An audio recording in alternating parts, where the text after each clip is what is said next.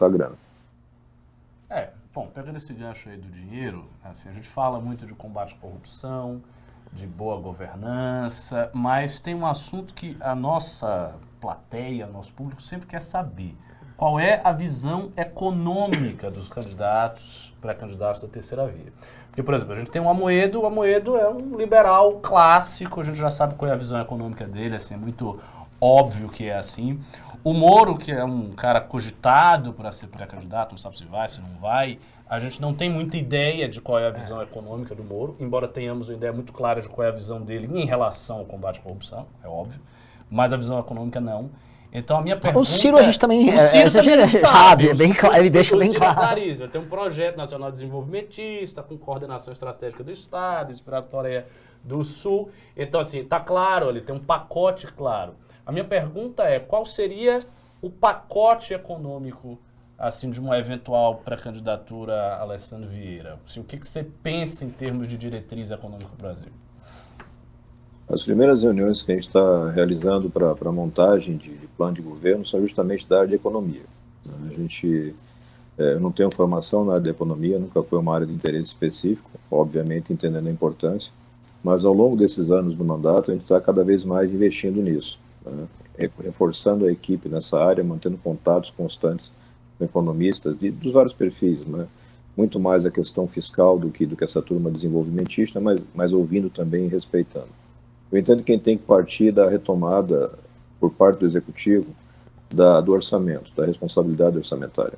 Eu preciso fazer as coisas encaixarem dentro daquilo que eu tenho de recurso. Não adianta inventar a roda, não adianta querer fazer um programa de mega desenvolvimento coreano dos anos 70 do século passado, no Brasil de hoje, com endividamento elevado e com todo um queijo suíço no nosso orçamento. Então, uma estratégia, e foi uma sugestão do Felipe Salto, do IFE, que eu gostei muito, e a gente está agora tentando aprofundar, é usar um orçamento na medida que você tem alguns países europeus. É você resgatar o caráter efetivo do plurianual. Eu preciso dar para o mercado, para o Brasil, para a sociedade, uma previsibilidade. Eu não posso, a cada ano, tentar inventar a roda, fazer uma redistribuição de grana. O programa começa num ano, não continua no outro. Tem que ter uma coisa mais organizada.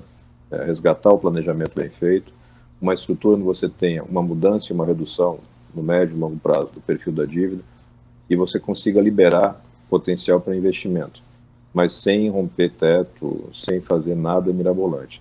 Não funciona, a gente já testou isso várias vezes na nossa história, e eu tenho que ter alguma âncora fiscal, porque o Brasil é um país sem credibilidade, e credibilidade é a palavra-chave numa retomada econômica.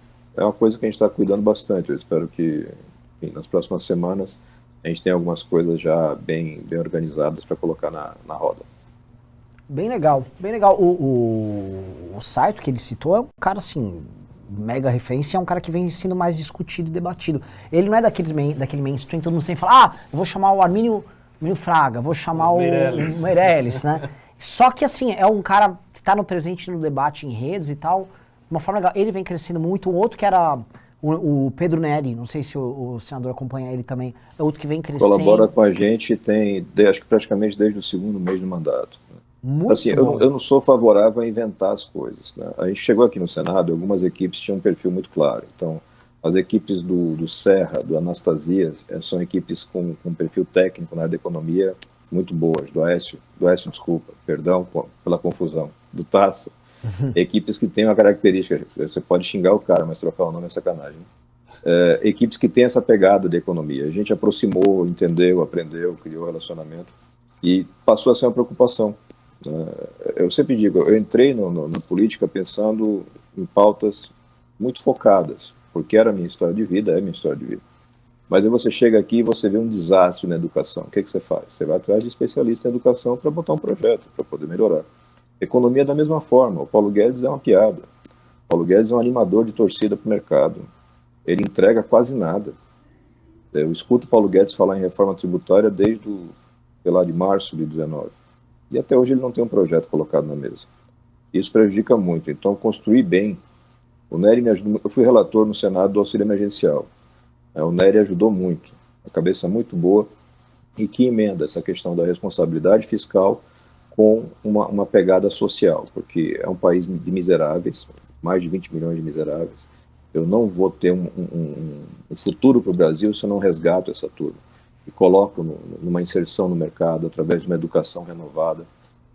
Nosso modelo educacional estava defasado antes da pandemia, agora está destruído. A mistura pandemia e Bolsonaro passou um trator na educação. A gente vai ter um trabalho grande, porque eles estão destruindo assim, em terceiro escalão, contaminando tudo ideologicamente, executando muito pouco, resolvendo muito pouco o problema na ponta. É um trabalho grande, mas para mim, pelo menos, parte desse, um dos eixos é a economia. Né? Você tem que estabilizar a economia. E a gente não consegue isso com um cara como o Bolsonaro. Mas, olha, assim, eu vou falar um negócio, senador, assim, desses bate-papos que a gente vem tendo, não só com pré-candidatos, mas com lideranças políticas, é um dos papos mais claros de todos, né? Ele é muito efetivo, senador, ele vai assim, no ponto ali, não tem entra, e sim, é bem, isso é bom, porque às vezes a gente vai fazer uma live e às vezes o papo não engata, não vai, a gente fala um negócio, a coisa fica nhó, nhó,